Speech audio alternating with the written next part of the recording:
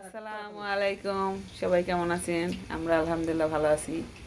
আমার বড় আপা আজকেও আবার বেগুনি ভাজছে। ওই দিন পেট ব্যথা করছে, আজকেও ভাজতেছে, ছোলাভোনা করছে। এখন আমরা একটু চাটা খাওয়া শেষ আমাদের। এখন আবার আমার আপা বানাচ্ছে।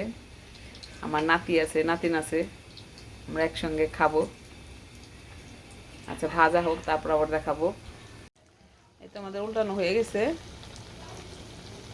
তবে এটাকে আমরা ক্রিস্পি করে ভেজে নেব, তারপর এটাকে নামাবো। এরপর একটু মুড়ি নেব, সাথে ছোলা ভুনা নেব।